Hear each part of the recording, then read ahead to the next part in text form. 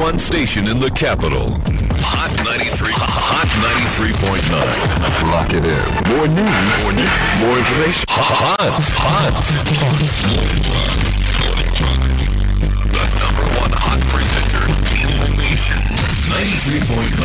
Your hot radio station. All the others keep on talking. Keep on rocking. Hot 93.9. There's something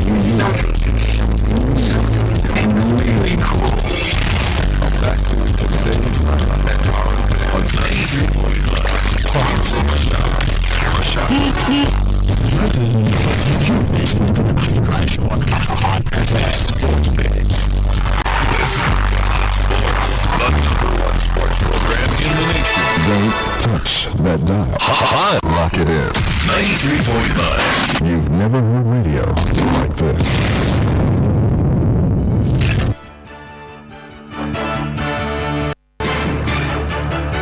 Lock it in. More news. More information. Hot. Abusia no sia bo hot 93.9 kasafidie esuni Amansan Dawuro kase bo emre na aso a yebekenkan ede ama o yatenase ewo Afrota West Abrosantinti mu yebe General Post Office enkran bubuni mantam ye na abefo nim de kwan so eye ntita kase no so de wobenya kase be mu chefa ewo hotfmghana.com afeso tune in radio na Ghana Waves application kase be etwagu ho modern Ghana so ye je ho ntre ha wo ha anya sanketua na hwani mu ngoma Facebook abefo de papa bi eho so bra ho na be he ho fe ene anwumre ne videos a ebetwagu ewo de hot 93.9 FM hot 93.9 FM bra ho unya du ho pepepe bobonde ya na like o like wie pepepe ebi ana won senka ebi a wo pese wo ka fa ye kase gbe ho eno de wo betro e de share comment section ho na face what to be ama wo mo nso so a wo mo ewo Facebook ho na enya bi ahwe no eye share na boboden enya bi ahwe abusua ensam a mede besomo enanwumre die bedi mu akotene ebi ene se speaker a wo mrashe bedwafie abansuma na bagben ede nsam atodwa enawie ya no friends and jofo nhia mu a wode ensam a yekoso e wo mrashe bedwafie nyina abetudwa ni nyina dokro kase egbe mu a yede ebesom wo na frankatuni adema NDC amayoko ni Ewura John Dramani Muhammad na probo ekopie mu ewo akpafu abato mpeso aso na wokopie mu ewo ho nim se da nyina Central Coffee ene akpafu lolobi ene lipe wo mu nyina sa abato mpeso aso ho nyina ye twani ti aka ne so no unim se da nyina wo mu ni na se bedwani na efiti afe empimienu ene aduonum enna wo mu enya na se bedwani a wobutu ho a enu ne santi John Dramani Mama akasade afa hu na mrashe bedwani a wono so butu adakuru eye governs Kwame Agoza na wode nsama babetu dwa kire se nyame yadom a wochena da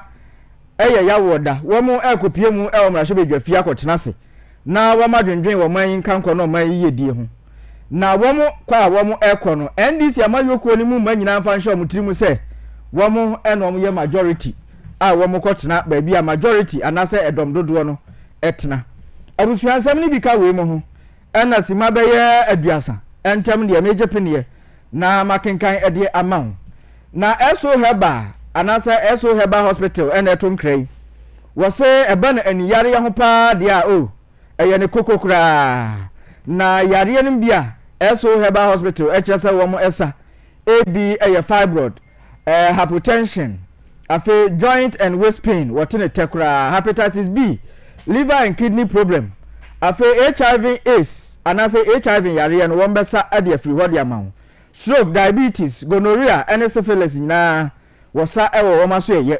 low sperm count and high blood pressure nyina kakwan ene yare bi a memo din nyina kekaka ho a eso heba hospital chese womo esa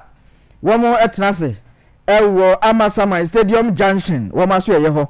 efiti juoda kosi memenda ejuoda kosi fieda no de wotrase anopa nonso kosi anwumre nonum afi so ne memenda so no wotrase anopa nonso ekosi awia no miensa ebi ana pese ofre wom na wonu mo etwetwe nkomo frɛ wom 0503 449444 afi so enkrato number 2 Edu Motors atom krai wo se o ka na ye dada na ene ade asan odi kodi traffic mam ami abo so aben wo chese alachagam a watwiatwiatwi ane enkwala ednam so atu din ene upie ya no mo ebu din alachagam na eba no wo se fasa alachagam ne bra na mo ntra se nyan hyehyɛ kakra bi eyesika kuma bi enti ase ye adwuma a wofiri wo maso ye enkono na ukita brand new car ma watamfo ehun na wo mfere ebi a so utifie ukita driving license editifie unya hyen ni bi mpo ene watwi wo se bre na bra beje brand new car fa koye adwuma wodi koye adwuma no watwiatwa ne nkakra wanimra ho so no na waye kawo na kase pa de uhia nyina ye driving license afeso 2 passport pictures na wa penipa mienu a won obedi hu adanse pa amianam so ye de car no amaw na car ne bo kra de on bete so ohamu abupen edu 10% e de afiri so a ama enche kra na chese watua awie ayeka wona womo ewo kaso a Winneba Road Barrier Junction eho ena Edu Motors eso womo ewo ebi ana pese wo from no mu etwetwe nkomo bi se womo sem ba ko mienu 0591 780281 now ni Edu Motors entwetwe enkomo enam se womo de kanea pa babrabo ni munti ye bom nsamra ne se your light has come adofo yi adawuroma ena Amansan Dawuro kase bo ene wukuo dade eba wasum anwumre yi medi ade obidi hye kwabena redu afejebre na ye no kase bo nim asuko emfama The station that rocks the city all day. Hot 93.9. Speaker of Parliament yewura abansuma na baben na ensambi akokoso omrase bedwafie na eno enam so ema eno a wotintim nkrata de babonten kyerese wopese woni nsanjofo edi ahia na woni atwetwe nkomo na woboyemu enkyiremu esase wiase de okwa tan de oba tan de ogira ho de eni atintrodo sasoso ena denche mfiri so ase beka kyerese maame wata waya ye fro pen a enya de a obagina kinye esase nsuo na se ho nye nnete ho eno nam so ama abansoma na baben wono ekasa ewo mrahye bedwafie oye edom ni nyina penipa eno ode nsam anansan etwagu ewo mrahye bedwafie atu yanim ewo ne awiatu okroko pepepe ena woni nsanjofo di ahia woni atwetwe nkomoi na ne nkoma twetwe nyina kokowie se wo kyese eniema bi koso a ne yapa na akwakwa yesa sese na mrahye bedwafie no tumi bia ni ho a ekita wom esase womu ebo modern etena omadwam na sane Ghana mamra no emamutumi kase emamutumi edidi asem ba ko mienu no womu enam sa amamra no so no womu de kasem bia na akwakwa yese yabo masem no ede atuba bi kura na ni nyina na monsensem abaye ema wono abansuma na baben ebo modern ejina ni tumi eso ene parliamentary seat no mako enan wo declare ne vacant a wokyese ekwan bia wo nam so a enye kwa papa enti wogina ni tumi so etu wo mu edifree seat ne eso na no enam so ema Supreme Court batan ede anu ye ba ye ekire se wo ma saafo ni nyina nkonko ye omadwuma esa se court batan no etu ni nan ede esi asem ne so na wokyese sa niema we nyina ekoso a amma sese no parliament ho a wo mte no wo mte ho se wo mu esumo man no abra niema bi anasa judiciary ene executive impenifo kire wom de ewo se wom eye eno amma sese wom edibre pa wo aban ne amamwo mu no etosin pa obroni friend separation of powers wo chese etosin pa na eye ne yanso ensemu a woni nsanjofo edi ahia woni en edwetwenye ebi enie. This means happiness in parliament must remain in parliament. So the cause must and has always been hesitant to interfere in the proceedings and decisions of parliament. In the celebrated case of Tufo versus the Attorney General, the Supreme Court affirmed that happenings in parliament are a closed book. Despite these provisions, the courts are replete with debates and proceedings of Parliament. Most worrying is these proceedings are initiated by some members of Parliament, even leaders of Parliament, who ought to know better. Parliamentarians who are to be loyal to Parliament rather than to the Supreme Court run to the Supreme Court at the slightest opportunity to use the Supreme Court to undermine Parliament. This might be one of the reasons Parliament and members of Parliament are not respected and treated with disdain. This was exhibited by the President's refusal to even receive the LGBTQ plus bill, duly processed and passed by Parliament without any legal basis. The judiciary is supportive of this conduct by the receipt and processing of a suit on this subject matter. These are dangerous precedents in our democratic journey. Both the President and the judiciary have sinned against the Constitution and must seek the opportunity to confess and repent to be forgiven. Abusuani ayati ye right honorable speaker Abansuma na babe no de nsem ya tu dwa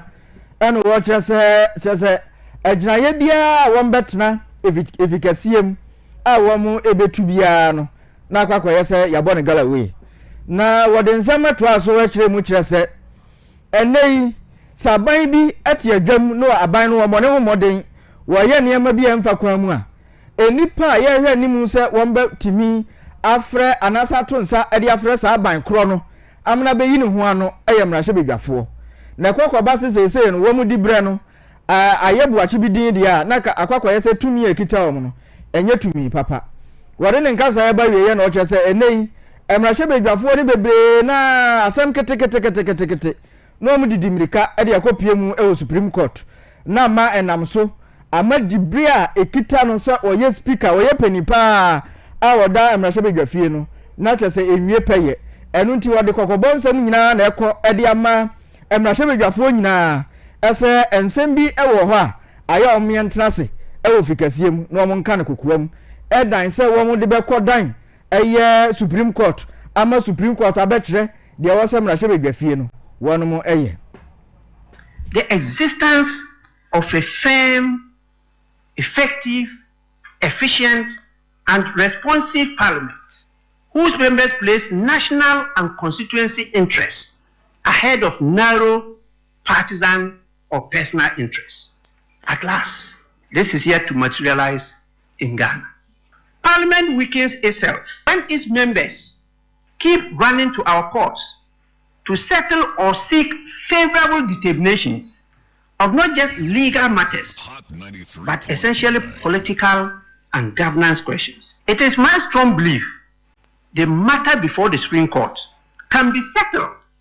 within Parliament through matured deliberations and compromises. Please, make no mistake. Not all the strong men President Obama warned us about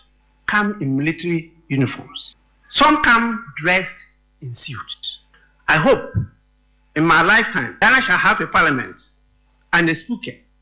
who are truly independent from Jubilee or Plaza House or any headquarters in the conduct of parliamentary business. Let me state unequivocally, Parliament owes its duty to the people who established and elected its members to serve and represent them. The wheels of Parliament will continue to turn, and no person will be allowed to disrupt parliamentary proceedings or to undermine the democratic mandate of Parliament. When I ruled in January 2021 on the issue of which side constitutes majority and minority in Parliament, the ruling was in favor of the majority group then. It was not an act of lawlessness as to cause constitutional crisis. When I ruled in the matter of the vacation of seats by Honorable Kennedy Ajapong, Honorable Henry Porty, and Honorable Sarah Adjoasa, the question of the interpretation of the Constitution was not raised. When my predecessor declared the former seat vacant in 2020, applying the same provisions of Act 97, the original jurisdiction of the Supreme Court to interpret and enforce provisions of the Constitution was not invoked. Peace reigned in these instances, and nobody cried and ran to the Supreme Court under the guise of constitutional interpretation. If I may ask, is it a legal matter for the Supreme Court to decide as to which side of the House constitutes the majority or minority? It is for good reason that justice is said to be blind, and further, that justice must not only be done, but must be seen to be done in all cases, not in only those cases to which some people appear to be sentimentally attached. Abusuya Right Honorable Speaker Abansuma Nababen enene wode nsem we nyina tu dwabra wode nsanchofo di ahia wia no mienu etwetwe yankomo eno de nsem ye nyina etu edwa. Hot FM 93.9. Ya to akase ebo so akonsem fufuro mu na John Dramani Mahama Him Franka ede ma NDC amayoko no wode na probo ekopie mu ewo akpafu abato mpeso aso na efiti afimpimienu ene aduenu eba besi baabi ayaba beduru yi Central Coffee akpafu lolobi ena lipe yetwa mutia eka ne so womo eni mrahebedwafo anase mrahebedwani a wojira mu edema omanfo a ewo nkro nan a mabobo obudin na ebra His Excellency John Dramani Mahama ne otu Franka de mind this yamayoko ekopie mu ewo akwafu wode nanu di nsema atudwa ewo ho ewo ne campaign aprobomu eno de nsema atudwa na ochese enema yekoso no ya pa na wiase wuni kamafo a wasam ya papa sanse wunya kamafo a na oka bia manwo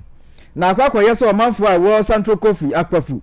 lolobi ene likwedie womu eni mrahebedwafo anase mrahebedwani a wojira mu edema omunti akwakwa yese womu asem nyina ene omkoza kuze nyina ka omutirim ne santi ono kra de wo kan poto kasa mu efre no cardinal sin ene wo chese niam a yekoso ho no yapa ne santi mpenifo nhwe na wo mmodin ensi gina ye emfa asemu a ekoso ewo Central Coffee akwabu ene lolobi likpe ene mpota mu ho nyina se ne be ya womu soso betimi asi mrahebedwani ewo ho amawatimi agina mu akabi ediamawo John Dramani Mahama nsemu a wode to dwabi enie. Be consistent. If it is inconsistent, it is not fair to the people of this country. Because you treat people one way, 4 years they can be without a member of parliament, it doesn't matter. Their representation is not important to you. Jechikwe should be out of parliament for almost 2 years, it doesn't matter. Because Enough people are not your people. Then, when it comes to MPs, the speaker declares their seats vacant for 1.5 months until we go to election. That one, it is unheard of. Their human rights are being affected. I mean, what kind of justice system is this? And we believe that an injustice was done to the people of Sao, and as he said, it has been called the cardinal sin of the Fourth Republic. And never again must this happen. The rights of everybody in Ghana are important, and everybody must be equal before the law. The people of Central Coffee, Akwafu, Lolobi, and Likpe are not inferior citizens of Ghana. The citizens of Enough are not inferior citizens of Ghana. Abusuani yeti awai ye John Dramani Mahama otu Franka de mind this yamayoko ebra okopie mu ewo akpafu ene mpota mu a wode ensam a ekoso etu edwa na yeto ansam no so akonsam fufuro mu governs Kwame Agoza woye mrahebedwani a wobutu adakuru wode ensam atudwa na ne ensam wode ababetu dwa nyina kokowie se nyame yadoma wochena yawada wochena enna womahye se omo bebo modin yakotena se mrahebedwafie na wa kwadwendwen wo man enka nko no man eyedie ho na ne nsem nyina na waka akire mu se emfa ho ene de court ba tan ye de abetu dwa ese ensensem a ekoso e wo mrahye bedwafie no watu ni nan e de asiso no wo chese wo mu de ato mu tiri mu nyina ene se ndisi ama yokuo no ena eye edom kese eye edom kuma edom kese no anase edom dodo no majority no na ne nsem o de etu dwa nyina na wo chese wo kira da wo mu kopie mu e wo mrahye bedwafie a wono wobebo modiam mamma ni matiri so pa esa se ene ebre adane ede ama wo mo ebra kobi ese ne ye friend tilapia yide no mo nso so ndc ama yokuo no ene wo mo eye majority fo a mo kotena mu e ba bia edom kase no etena e wo mrahye bedwafie ho wode nsem we nyina atudwa e wo adakuru e wo ne campaign towa wode ehhehye so ene enye ono nko na ekoye wone professor na Jane Opoku Ajeman ene kopie mu ewo ho openikase yi eye running mate edema NDC ama yoku no presidential candidate na won kopie mu ewo fra amantam mu ho ene wode nsem we nyina etu edwa na wode nanu di nsem eba wiye na ochese wono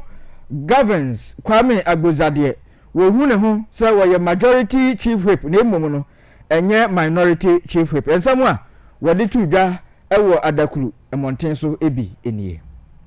So I do not intend to become minority leader in 2024, and that will not happen. I will be going to Parliament on Thursday as majority chief whip, and I'll come back as majority chief whip. Whoever doesn't like it can do whatever he or she likes. As far as I'm concerned, the 4 colleagues have actually vacated their seat in accordance with Article 97. And since they are not going to renege on that decision not to contest, they are no longer valid members of Parliament. Your Excellency, you are a pace setter. You have achieved so many firsts. May I remind you this evening that you have achieved another first. You are the first running mate of a party to step foot to do a campaign in this constituency for the first time. Nobody has ever done that, and no place than Abunda. And today, Abusia mrahye bedwani obutu adakuru eye wura governs Kwame Agbozade de nsemetu dwa na wadakuru monte so wa ana woto aso de nsemetu dwa na ochese enane na monte so ese Dr. Mahmoud Bawumia na otu franka de ma wasuru kokokoma yoko MPP echese ubepie mu ewo dakuru monte so kwan a wo magusu kota pa edaso a ene asphalt road papa bi wachese Dr. Mahmoud Bawumia chese ekwan no MPP ama yoko na yeye ene ochese hwe anansi wofia ye bizade a onyo ntwentan wono governs Kwame Agboza ena wo ye mrahye bedwani a wobutu adakuru enu nti sempuntu nyuma bi ekoso a wono pa na oso oji esi ni na so esa so wono ena ayesa niam we nyina de ama omanfo a ewo adakuru enne mpotamu na niam Dr. Mahmoud Bawumia echese MPP ama yoko na ye de eyebuachi bidin wo monteda na wode ne nkasa ye ba weye ena ochese professor na Jane Opoku Ajeman wo bone homode pa ewo man ema enkanko ene ema eyedie mu enu nti odi abaso bopa ene de ma Professor Jane Opoku Ajeman. The only other road that they have attempted was Akwete to Waya, which we actually awarded before we left. They've done it. This road has existed for more than 10 years. Just try and use the road that was constructed for less than 1 year and see for yourself the quality. This is NDC quality, that is NPP quality. So we are welcoming you. We know you've done a lot. Ma'am, I've seen you day and night in Accra and all parts of the country, working hard to make sure NDC comes to power. People don't understand how much you put into this. I know how much you put into this. And you are an inspiration to the young girls sitting here. Today, one of these girls would believe that she can also be a nurse, can be a teacher, can be a doctor, can actually be a vice president, can actually be the president because of the inspiration you bring. Abusia mrahye bedwani obutu adakuru abatu ampeso aso Governs Kwame Agboza no den semi eto dwa adakuru monten so Hot FM 93.9 Abusua ya to akase ebo no so akonsem fufuro mu na doctor Nana Jenim Boatin openi kwajefo we de enka ne mmiri bia atwam no kasa editia MPP amayoko ne pa na wababonten wono asa ye founder ye leader edema United Front Party ye twaliti aka ne UFP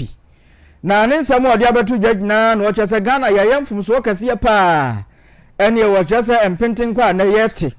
ene amane ya yehu economy minimu a ama ne economy no awiewie samu akuni adu nyina no yemfa so bo na mo ya yankasa ye hu wo chese President John Ajekunkufuo wosumoman sum papa na ebe ode ne sum ni nyina ba wieye e wa fempimienu ene enwotwe mu no na e wo senka Ghana fo ye nyina ye baako na ye to aba edema na nadagwakufu ado na nka obeto de John Ajekunkufuo president wo ye edi esi ye no sene nka be ya enka ne niam pa wo digu akwan mu no enka MPP amayoko no abesan ya to aso amana wie peye nanso so no ehwo no efiti afimpimienu ene nwotwe eba besi afimpimienu ani dunsia ni mu no NDC amayoko no ena Ghana fo yeto aba ede ma awomu a wo chese womu eka hu bi enene economy no atete awiewie samu akuni atui wode nsam we nyina tu edwa ewo ensanjofo animu no ena wo chese ene akokọ wasacha kroma kra no a enya kroma fe na akokọ kra de na sabe den aya kroma fe wode nsam atu dwa na wo chese Ghana mamu yi MPP amamu a ekoso yi wo mu baduma papa wo chia kwantempon a wo mu eye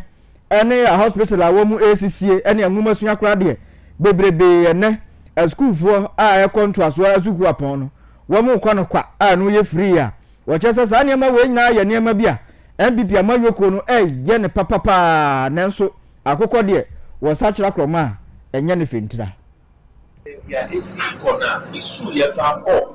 the starting say ye secret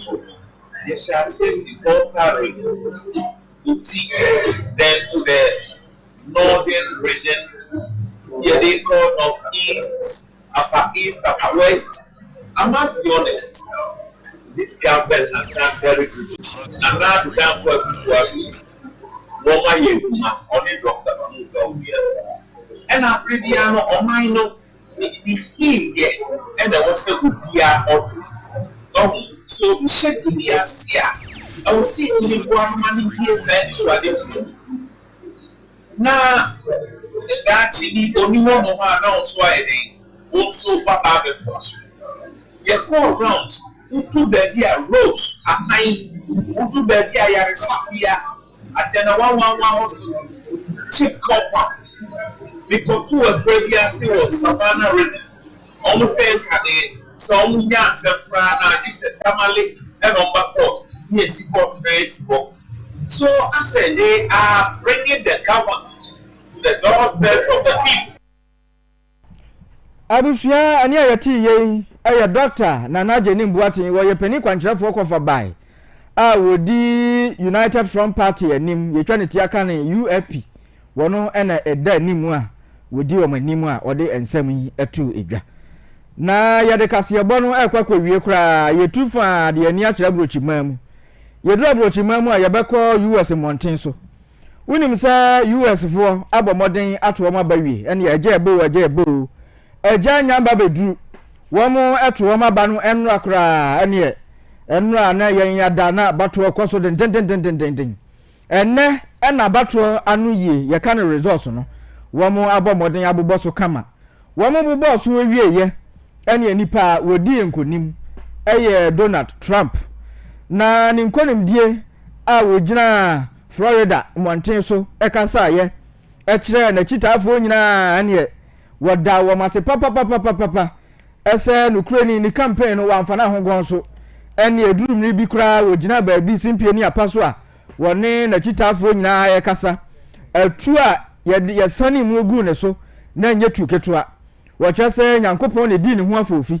ama ne wada so etinkwam na nyankopon a wo sa di ne ho afofi ono a na asa nam so a ene yasan yato aba ayi no a ene Donald Trump wasan ya baba ye mampanin na wode ne nkasa ye etudwa ewo Florida mountain so no ena wode na seda etudwa kire se wabai de wo behwe ama America yie die na America nkanko ene America ebambo ehia ne pa esan se America yekuro bia eda na koma so ne nsam ogina sin pie ni apaso ewo Florida mountain so eka ye bi enie together. We're going to fulfill that mission. The task before us will not be easy, but I will bring every ounce of energy, spirit, and fight that I have in my soul to the job that you've entrusted to me. This is a great job. There's no job like this. This is the most important job in the world. Just as I did in my first term, we had a great first term, a great first term. I will govern by a simple motto: promises made, promises kept. We're going to keep our promises. Nothing will stop me from keeping my word to you. The people will make America safe, strong, prosperous, powerful, and free again. And I'm asking every citizen all across our land to join me in this noble and righteous endeavor. That's what it is. Time to put the divisions of the past 4 years behind us. It's time to unite. And we're going to try, we have to try, and it's going to happen. Success will bring us together. I've seen that. And until America mountain so Florida and Donald Trump and then one only yato aba president elect America kroni emu and wode ne nsem atudwa na nsem yi ba abonten ya Ghana 40 yepen yeso mu se twitwe ene na jase Donald Trump awi ni dia ene na ndizi amayoko no yewura John Dramani mama wafa ne kokokura esan se wo we sampanifo we mienu a wo mu nyina asomo man no mfishia ennan ene wo mu yeto abayi wo mu firi ho ena Donald Trump de yasan yato abasan ma na babiem na chese ni mpre nu so a wabanie ne senti Ghana fo asom den ya chese John Dramani mama otu Frank Ademan dis amayoko de wafa ne kokokura wo bewi ni hands down na no ama yabo mode toato ahoma ene owura Chris Tete wa political scientist ebo nkomo efa abato a akoso ewo US emonten so ene de Ghana fo eka edefa John Dramani mama ne nkankwa wo ebewi ni ho na owura Chris Tete ensama odi tudwa na ochese owiase otipupu a wobidi esuno akokọ ne kra na suro obrekuo de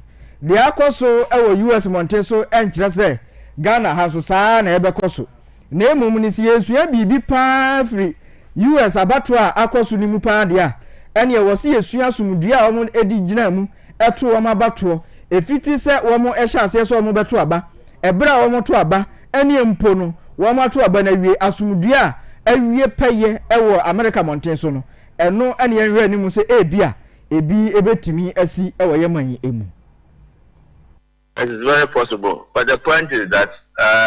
American say Kamala Harris will be vice president for 4 years, when the 8 years. So, and Bamus Baumia was the vice president for 8 years. Kamala Harris, one Costani was the primary party primary ticket, so I'm at the party for now to Obama. Something like some acclamation over here because of Biden problems on your energy. And she, Baumia, as he is, has been voted for by his party. He has been the vice president for 8 years. And the six are not the six. Look, now many madam for Lady B Kasa America no support Trump and also about Trump. And I maybe say, Trump here so the year before time when I see now. Also the reason why person to about Trump and say Democrats because of more years gay near managing on Peggy as I know a Christian on Peggy as a tomato our Democrats. And in a way, no beer or fire or fast with the Twaba. Yerokotuaba in 7 December, Ghana for the brave, Bakotuaba, Oguaha, Obakotuaba, Bakasabatua MPP because of Akufo-Addo, any MPP for corruption, the Awachi. Obu also, like I say, Obatuama MPP because of free SHS, any of the policies in Yamachi. The issues could be different, and let's see how the election pans out. Yami, we bomb by and say Ghana for Bomo say yes special circumstances that you woman different from America for circumstances about why I so America for to buy we and to be ANC so you see won't say see what the being see what and then won't say what to about na to about 2 years asumjembra then kind of you know Abuzuani ayati political scientist Ora Chris Tete ena den sametu dwa efa America abatua ekoso ehu yebegyina ne ni so na yede anwumre no nsi akase boy de besum ukuo dadai yede ni nyina ABC newsroom fo nyina abodwumaden na kasebo eduru wasum samufo pani ewo kasebo dam eye Ora Philip Mauli Tete nipa wotena fidie chi echinchim fidie ni mfruma ede maame eye obapa Beatrice unya mehweye ewo Facebook enam brasame adawroma enti na technician on duty anwumre eye oboba Foster me ameje penie ekenkan kasebo de ma medin ede obidi hie kwabena credo me de wasi ha da wase ama mu enetia ade hie